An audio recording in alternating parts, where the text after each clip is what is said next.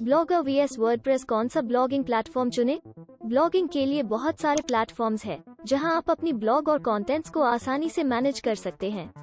पर सवाल ये उठता है कि कौन सा ब्लॉगिंग प्लेटफॉर्म आपके लिए सही है? ब्लॉगर वीएस वर्डप्रेस, ये बस 3 पॉपुलर प्लेटफॉर्म्स हैं, पर इनके अलावा और बहुत सारे हैं। हम तो सबके ऊपर डिस्कस नहीं कर सकते, पर हम 2 पॉपुलर ब्लॉगिंग प्लेटफॉर्म्स के बारे में बात करेंगे, जो है वर्डप्रेस एंड ब्लॉगर। शुरुआती तौर पर बहुत सारे ब्लॉगर ब्लॉगस्पॉट इस्तेमाल करते हैं और फिर बाद में वर्डप्रेस को शिफ्ट हो जाते हैं। इसका मतलब ये नहीं है कि ब्लॉगस्पॉट अच्छा नहीं है। आज भी बहुत सारे पॉपुलर ब्लॉग्स हैं, जो ब्लॉगस्पॉट प्लेटफॉर्म में है। ब्लॉगर या वर्डप्रेस, कौन है बेहतर ब्लॉगिंग प्लेटफॉर्म?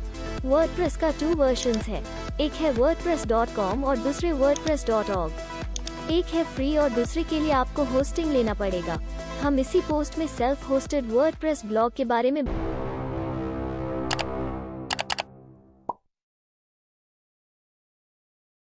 कौन सा ब्लॉगिंग प्लेटफॉर्म बेहतर है, ब्लॉगर या वर्डप्रेस? ओनरशिप, स्वामित्व। ब्लॉगर को पायरा लैब्स नामक एक कंपनी ने शुरू किया था और गूगल ने उसे 2003 में खरीदा था। अब blogger.com या blogspot.com गूगल की प्रॉपर्टी है। इसका सारा स्क्रिप्ट्स और डेटा गूगल में स्टोर होके रहता है और आप उसकी सर्वर एक्सेस नहीं कर सकते। अगर आपके पास गूगल अकाउंट है तो आप आराम से अपना ब्लॉग खोल सकते हैं।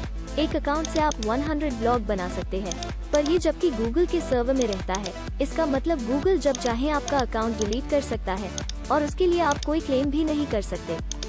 सेल्फ होस्टेड WP में आपको वर्डप्रेस का सॉफ्टवेयर एक होस्टिंग में इंस्टॉल करना पड़ता है। आप खुद उसके मालिक हैं। आप जब चाहे उसे चला सकते हैं और जब चाहे उसे बंद कर सकते हैं। आपके पास आपका डेटा रहेगा, जो कि आप बाद में दूसरे होस्टिंग में ट्रांसफर भी कर सकते हैं। कंट्रोल, नियंत्रण। ब्लॉगर में हर एक ब्लॉग के साथ एक सिंपल सा मैनेजिंग सिस्टम आता है, जिससे आप अपने हिसाब कुछ एक्स्ट्रा ऐड करना चाहे तो ये संभव नहीं है। उसमें जितना ऑप्शंस दिया गया है, आपको उसी में से काम चलाना पड़ेगा। वर्डप्रेस एक ओपन सोर्स सॉफ्टवेयर है। इसका ये मतलब है कि आप उसे अपने मर्जी से मॉडिफाई कर सकते हैं और जो चाहे उसमें फीचर्स डाल सकते हैं।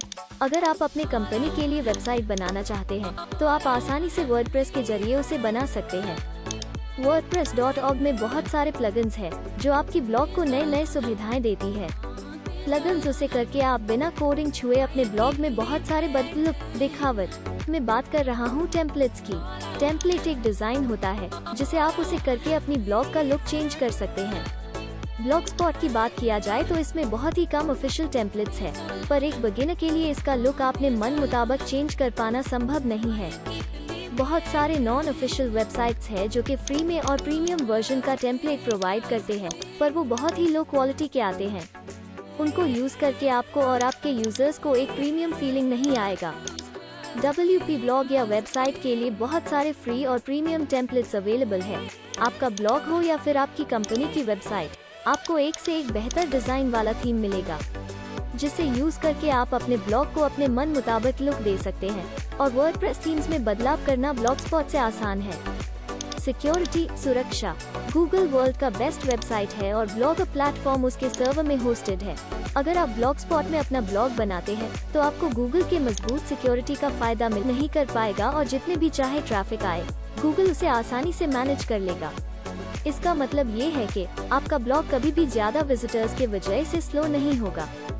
वर्डप्रेस भी बहुत सिक्योर है, पर आपको हमेशा उसकी सिक्योरिटी का ध्यान रखना पड़ेगा।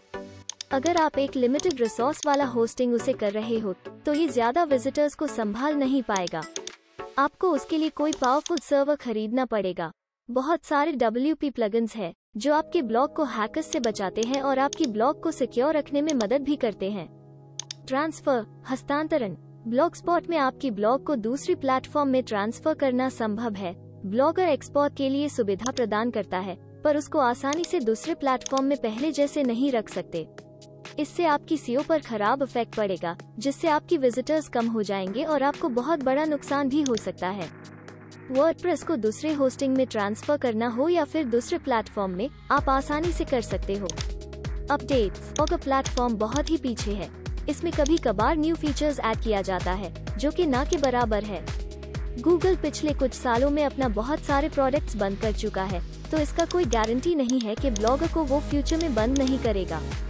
वर्डप्रेस एक ओपन सोर्स सॉफ्टवेयर होने के कारण ये किसी कंपनी या डेवलपर के ऊपर डिपेंड नहीं करता। इसका अपडेट साल में बहुत बार आता रहता है।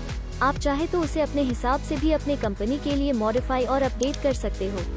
ब्लॉगर वीएस वर्डप्रेस में देखा जाए तो दुनिया के बहुत सारे कंपनी वर्डप्रेस के ऊपर डिपेंडेंट है। SEO search engine optimization. SEO के मामले में ब्लॉगर पहले से थोड़ा बेहतर हो गया है, पर इतना भी नहीं कि आपकी सारी जरूरतों को पूरी कर सके।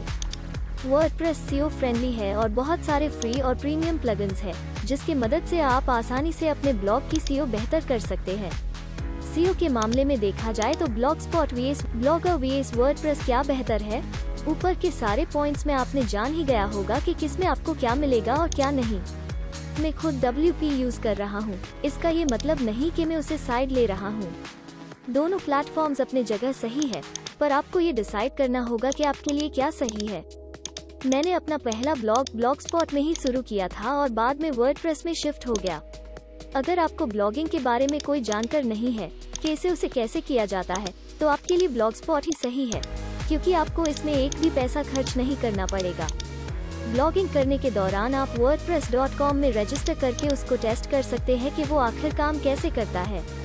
ब्लॉगर वीएस वर्डप्रेस में मेरे हिसाब से WP ही सबसे बेहतर है ब्लॉग के लिए, पर अगर आप ब्लॉगिंग को लेके सीरियस है तो अगर आप ब्लॉगिंग सीखना चाहते हैं तो आपको लिए ब्लॉगर का प्लेटफॉर्म ही सही है। आज आपने क्या सीखा? आशा करता हूँ आपको ये वीडियो पसंद आया होगा और आपको मदद भी मिलेगा। सही ब्लॉगिंग प्लेटफॉर्म या कोई जानकारी चाहिए तो आप मुझे पूछ सकते हैं।